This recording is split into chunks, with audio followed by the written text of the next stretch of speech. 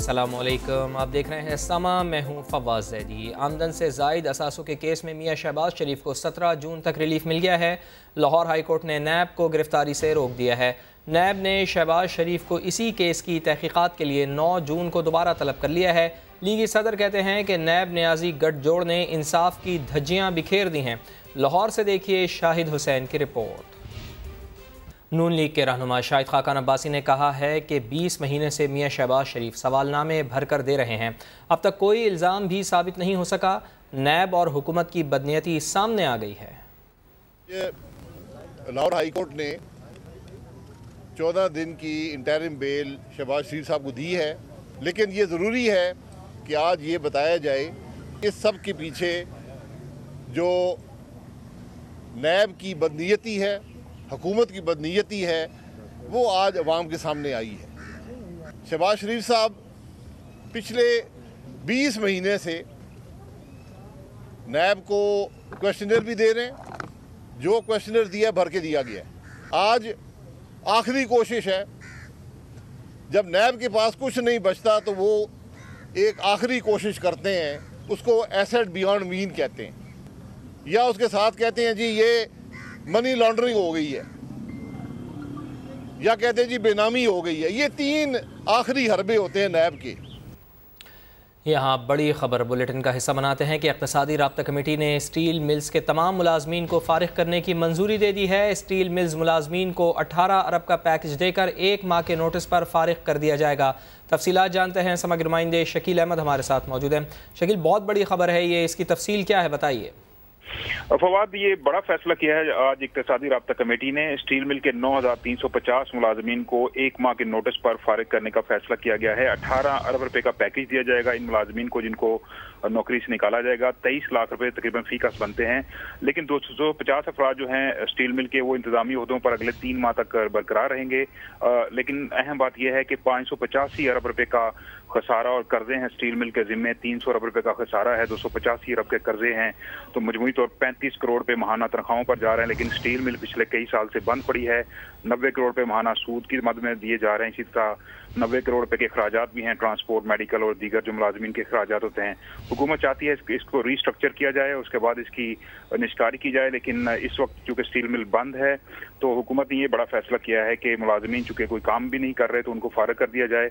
18 अरब रुपए का पैकेज आज मंजूर किया है ICC ने, और साथ इक़्तिसादी राब्ता कमेटी ने मुख्तलिफ महकमों के लिए सप्लीमेंट्री ग्रांट्स की भी आज मंजूरी दी है, जिसमें वेस्टर्न बॉर्डर की मैनेजमेंट के लिए 8 अरब 84 करोड़ रुपए और इस तरह FBR के लिए 20 करोड़ रुपए। तो ये अहम फैसले हैं जो आज ICC ने किए हैं।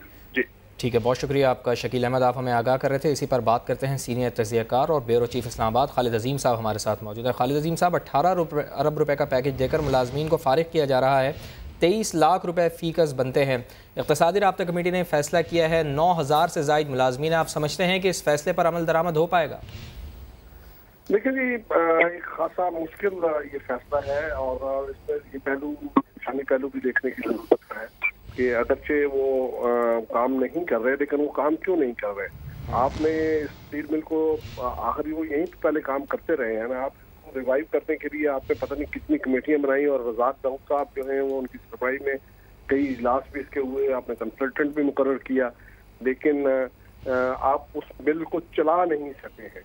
तो उसके बाद फिर अब ये नज़ला जो है वो मुलाजमीन पे गिर रहा है। इसमें कोई शक नहीं कि इसमें सियासी भर्तियाँ बहुत बड़ी तादाद में हुई हैं और ये अंडर बर्डन थी स्टील मिल्स, लेकिन इनकी सज़ा जो जेन्युइन वर्कर्स हैं उनको भी अब इस अंदाज में मिलेगी। और मैं ये समझता हूँ कि ये हुकूमत को इस लिहाज से तो अपनी नाकामी तस्लीम करनी चाहिए कि वो इस मिल्स को न चला सकी है और न इसकी निजकारी के हवाले से जो कुछ उसके मंसूबे थे या दावे थे उनकी तरफ कोई पेशरफ्त कर चुकी है। और इसकी बहाली के बारे में तो जो है वो साबिक वज़ीर ख़ज़ाना मिफ्ताह इस्माइल के वो अल्फाज आपको याद करने चाहिए जो उन्होंने ये कहा था कि PIA और इसको हम पल्ला करार दिया था बहाली में। अब सूरत हाल ये है कि इसमें भी कोई शक नहीं कि हुकूमत को एक अच्छा खासा बर्डन जो है वो सहना पड़ रहा था और हर साल अरबों रुपए सिर्फ उसको जारी रखने के लिए, लोगों की मुलाजमत को जारी रखने के लिए वो ग्रांट दे रहे थे।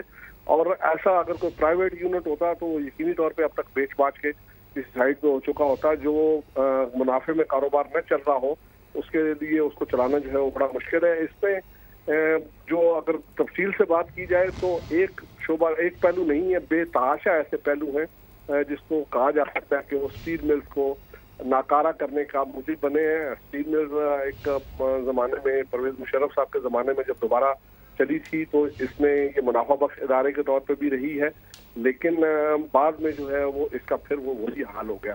لیکن افسوسناک پہلو اس کا یہ ہے کہ 9,000 سے زائد خاندان جو ہیں وہ اب بے روزگار قرار پائیں گے، اور اس پہ دلائل بے تحاشا دیے جا سکتے ہیں کہ حکومت کا کام کاروبار چلانا نہیں ہے.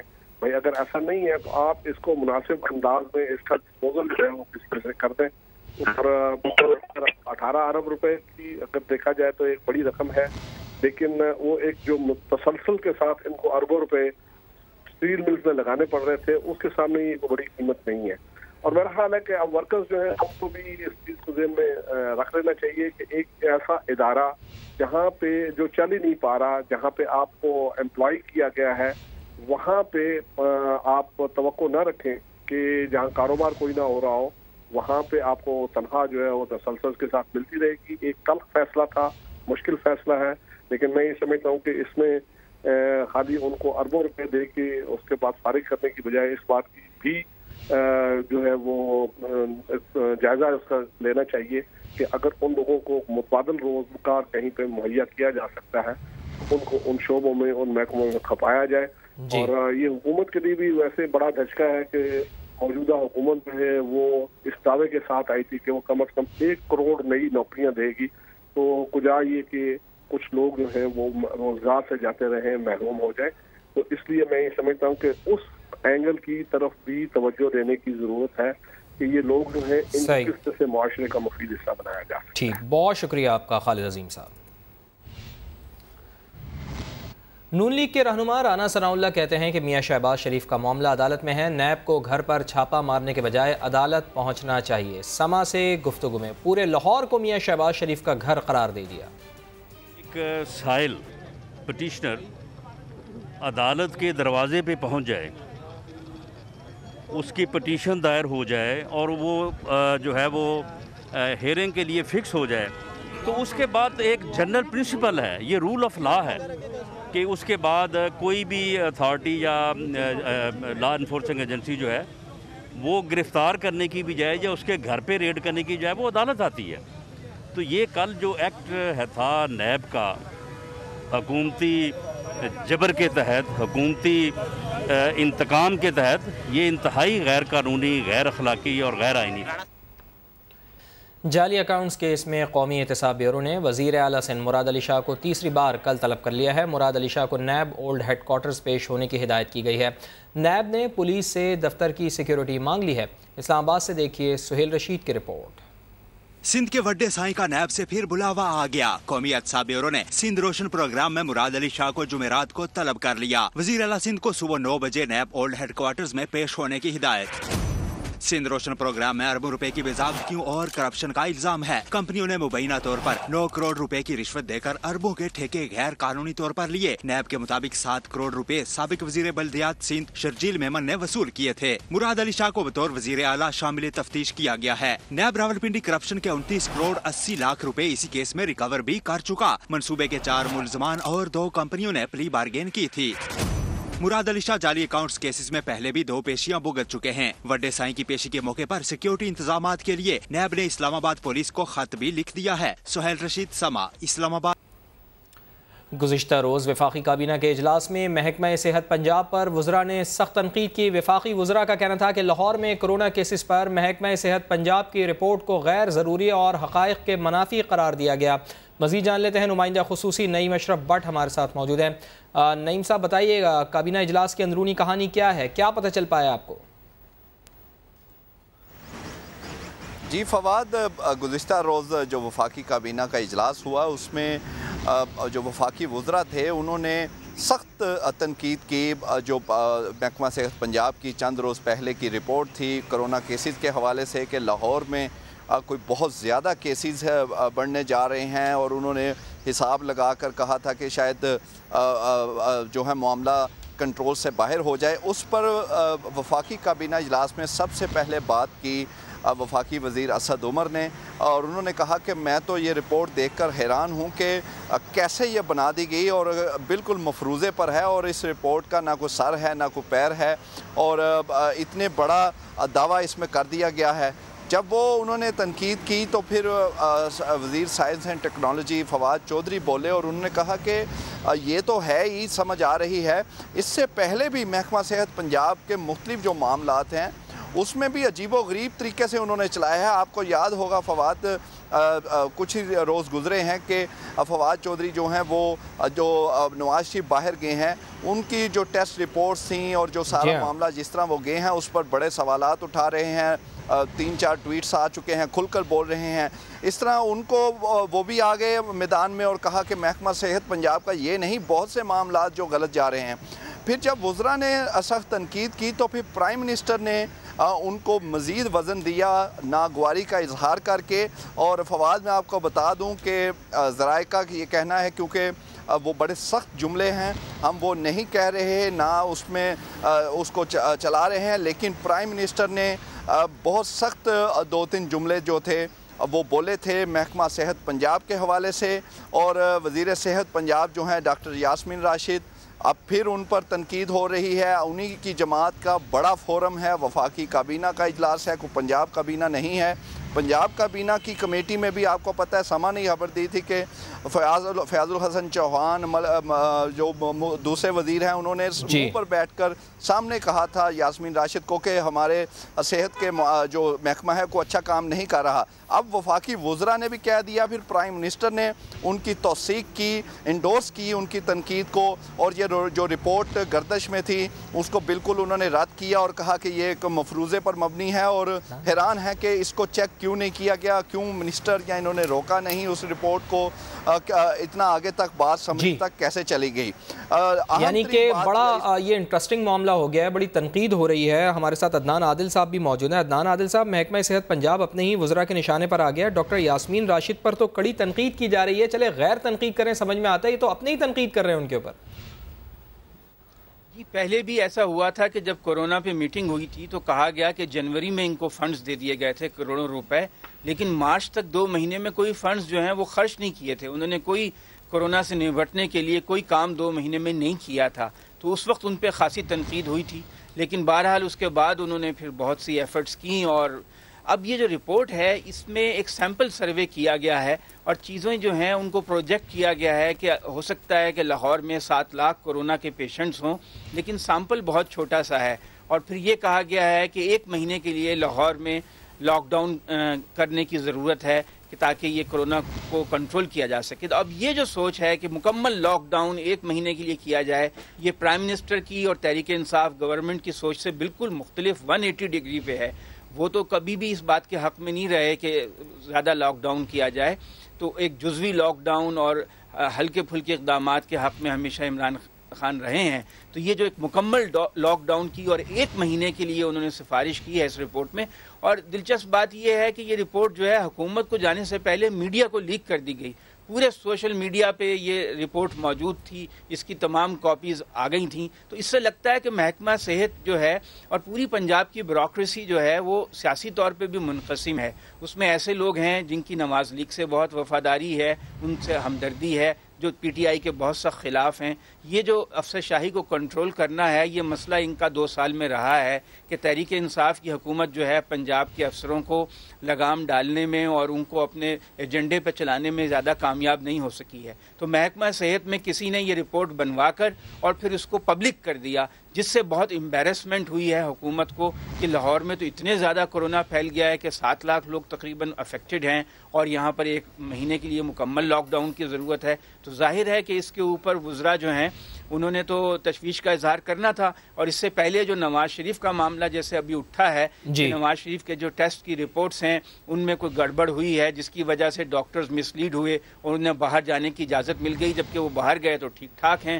تو یہ سب باتیں جو ہیں محکمہ صحت پنجاب کے بارے میں संजीदा सवाल उभर रहे हैं और मेरा मनफी तासुर भी इससे पड़ रहा है। अदनान आदिल साहब, ये भी बताइएगा कि वज़रा की तनकीद पर वज़ीर आज़म इमरान खान ने महकमा सेहत पंजाब पर नागवारी का भी इजहार किया है और ज़राए तो ये भी बता रहे हैं कि सख्त रिमार्क्स भी दिए हैं इमरान खान साहब ने महकमा सेहत पंजाब को लेके, वज़ीर सेहत पंजाब को लेके। तो क्या आप समझते हैं कि किसी किस्म की कोई कार्रवाई हो सकती है यास्मीन राशिद के हवाले से? देखिए, यास्मीन राशिद जो है ना, वो पुरानी और बहुत वफादार कारकुन रही हैं और एक लीडर हैं मुकामी तहरीक इंसाफ की।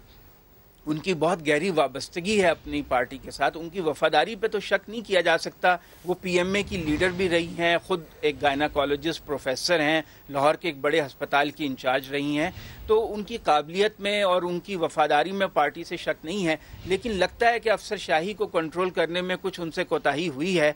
तो हो सकता है कि इमरान खान उनसे बात करें और जो उनके तहफ़्फ़ुज़ात हैं उनसे बयान करें, लेकिन ये कि ब्यूरोक्रेसी की शरारत पे, अफसरशाही की शरारत पे अपने पार्टी के किसी लीडर को सज़ा देना शायद मुनासिब नहीं होगा सियासी तौर पे, क्योंकि लाहौर में उनको ऐसे लोगों की ज़रूरत है जो उनके साथ मुस्तकिल मिजाजी से खड़े रहें। लाहौर वैसे भी कोई बहुत मजबूत किला नहीं है इमरान खान का, तो यास्मीन राशिद जो हैं लाहौर की एक अहम मुकामी लीडर हैं, मुझे नहीं लगता कि उनके साथ कोई ज़्यादा तलखी होगी। अलबत्ता ये है कि इमरान खान उनको अपने तहफ़्फ़ुज़ात से आगाह करेंगे और फिर हो सकता है कि वो इस सिलसिले में कोई अफसरशाही में तब्दीलियाँ करना जो हैं पसंद करें। ठीक, बहुत शुक्रिया आपका अदनान आदिल साहब, और हमें ये ख़बर दी नईम अशरफ भट्ट ने, आपका भी बहुत शुक्रिया। वफाकी काबीना के गुज़िश्ता रोज़ के इजलास में वफाकी वज़रा ने गंदम बहरान का ख़दशा ज़ाहिर किया था। मज़ीद जान लेते हैं, नुमाइंदा ख़ुसूसी अब्बास शब्बीर हमारे साथ मौजूद हैं। अब्बास साहब, गंदम बहरान इस साल भी सर उठा सकता है, वज़रा ने ख़बरदार कर दिया है क्या? देखिए फवाद, 5.5 घंटे का ये इजलास था जिसमें शुगर रिपोर्ट, गंदम बहरान के हवाले से बहुत सारी चीज़ें जो हैं वो डिस्कस हुई। कल के इजलास में कुछ जो मिनिस्टर्स हैं उन्होंने गंदम बहरान का खदशा जाहिर किया है और मुराद सईद ने तो ये कहा है कि गंदम बहरान जो है वो इस साल फिर सर उठाएगा और इस बहरान से बचने के लिए इकदाम फौरी तौर पर किए जाएं। फवाद चौधरी ने भी ये कहा कि इस बहरान से बचने के लिए ये क्वेश्चन उठाया कि हम क्या कर रहे हैं, जिस पर जो मुतलका हुकाम थे वो वफाकी वज़रा को मुतमईन नहीं कर सके, और साथ साथ ये हिदायत जारी की गई कि गंदम बहरान से बचने के लिए तमाम तर कोशिशें जो हैं वो फौरी तौर पर की जाएं। साथ साथ जो गंदम बहरान पर इनिशियल इन्वेस्टिगेशन रिपोर्ट कल के इजलास में पेश की गई उसको भी वज़रा ने मुस्तरद किया और फैसल वावडा, मुराद सईद, फवाद चौधरी ने ये मुतालबा किया कि इस रिपोर्ट का कोई फ़ायदा नहीं है, हमें फ्रांसिक रिपोर्ट दी जाए और फौरी तौर पर फ्रांसिक रिपोर्ट मंजर आम पर लाई जाए और चीनी रिपोर्ट की तरह इस रिपोर्ट को भी मिसाली बनाया जाए। तो कल के इजलास में वज़रा की तरफ से इस साल गंदम बहरान का खदशा जाहिर किया गया है। जो उनकी रीडिंग्स हैं और उनके पास जो स्टडीज हैं उसके मुताबिक इस बार फिर जो है वो गंदम बहरान सर उठाएगा और इस बहरान से बचने के लिए हमें फौरी तौर पर इकदाम की ज़रूरत है। जी, बहुत शुक्रिया आपका अब्बास शब्बीर। कोरोना की वजह से बिजली सार्फिन पर अरबों रुपए का इजाफी बोझ नहीं डाला जा सकता। नेपरा ने तकसीमकार कंपनीज की बिजली महंगी करने की दरख्वास्त मौखर कर दी है। तफसीलात बता रहे हैं इस्लामाबाद से हमारे नुमाइंदे वहाब कामरान। बिजली सार्फिन हाई वोल्ट झटके से बच गए। नेपरा ने सहमाही एडजस्टमेंट्स की मद में सार्फिन से 162 अरब रुपए से जायद वसूलियों की दरख्वास्त मुअख्खर कर दी। बिजली की तकसीम कार कंपनियों ने अक्टूबर 2019 से मार्च 2020 तक कीमतों में सहमाही एडजस्टमेंट्स की मद में इजाफा मांगा था। चेयरमैन नेपरा तौसीफ एच फारूकी ने कहा कि काबीना ने 30 जून तक बिजली महंगी न करने की सिफारिश की है। ये सवाल भी उठाया कि कंपनियों ने सेंट्रल पावर परचेजिंग एजेंसी के तवस्सुत से दरख्वास्त क्यों न दी, क्या हुकूमत या CPPA से इस हवाले से मशवरा किया गया। हुक्काम ने बताया कि उन्होंने CPPA से कोई मुशावरत नहीं की। बिजली तकसीम कार कंपनियों ने सिफारिश की कि समात मुकम्मल कर लें, बेशक नोटिफिकेशन जारी न करें। चेयरमैन नेपरा ने कहा कि अगर कीमत बढ़ा दी तो ये वजीर आज़म के अहकामात की खिलाफ वर्जी होगी, जिसके बाद समात गैर मुय्यना मुद्दत के लिए मुलतवी कर दी गई। वहाब कामरान, समा, इस्लामाबाद। और अब कराची वालों के लिए बुरी खबर है कि तैयारी कर लें, क्योंकि के इलेक्ट्रिक ने आपके घरों की बिजली बंद करने के लिए सुर्ख बत्ती दिखा दी है। अशरफ खान की रिपोर्ट देखिए। कराची वालों, गर्मी सता रही है। اب के इलेक्ट्रिक भी सताएगी। जी हाँ, अब बार बार लाइट जाएगी। बहाना कोई नया नहीं, वही पुराना है। कभी तकनीकी खराबी का कहते हैं तो कभी तलब बढ़ने और फर्नेस ऑयल ना होने का। इस बार भी के इलेक्ट्रिक के तर्जुमान ने यही कहा है और PSO से ज्यादा फर्नेस ऑयल मांगा है ताकि बिजली की पैदावार में कमी को पूरा कर सके। ये भी याद आया के इलेक्ट्रिक ने तो ईद के दिनों में लोड शेडिंग के खदशे की वजह हवा में नमी का तनासुब बताया था। वजह जो भी हो, 2020 के इस दौर में नई मुसीबतों के साथ कराची वाले अब इस पुरानी मुसीबत का फिर सामना करेंगे।